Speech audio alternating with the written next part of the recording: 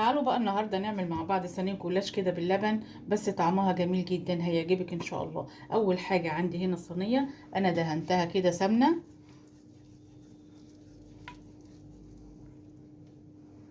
عندي بقى هنا جلاش،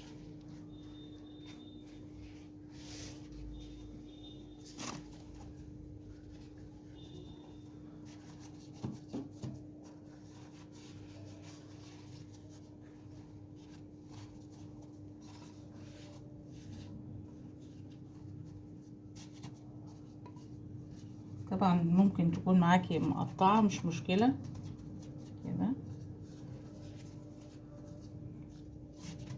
عندي بقى هنا كده سوداني على جوز هند.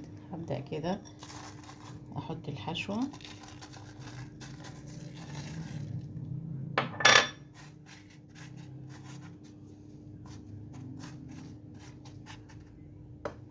عندي بقى الجزء التاني كده من الجلاش.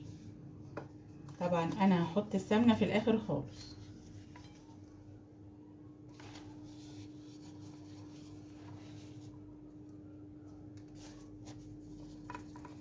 هبدأ كده اتني الجلاش كده من تحت عشان الصينية بتاعتي كده تبقى مظبوطة.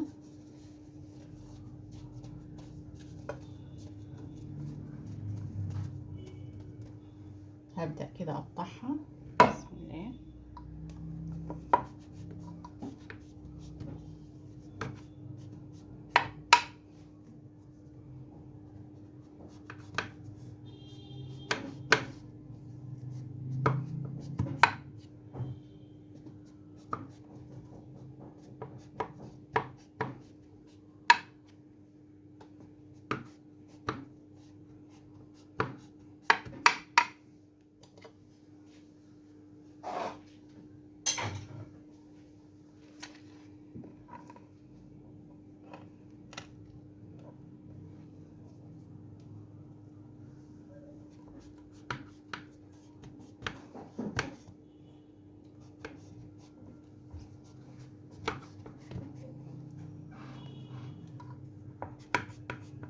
بتقطعي طبعا براحتك، مثلثات، مربعات، اللي انت عايزاه.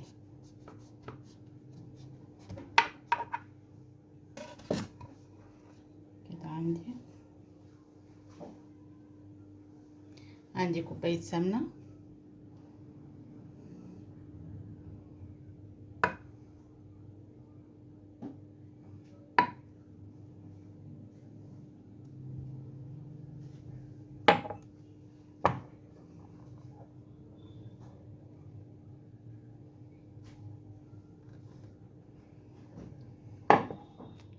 هدخلها بقى الفرن.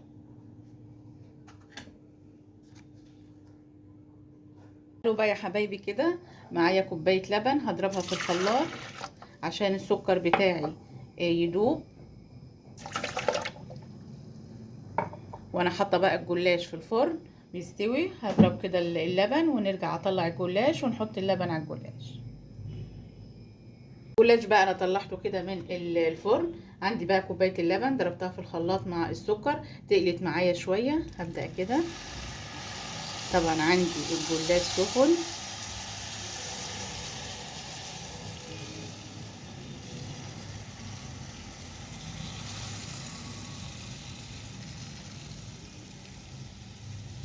عندي بقيه الكوبايه.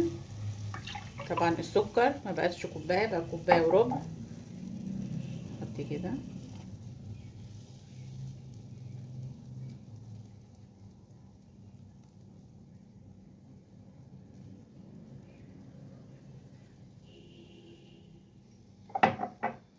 هسيبها تبرد بقى. طبعا يا حبايبي اللي حطوا لايك واشتركوا في القناه تفضلا منكم عشان يجيلكوا كل جديد. ولو عجبكم بقى الفيديو اشتركوا في القناه. وبألف هنا، والسلام عليكم ورحمه الله وبركاته.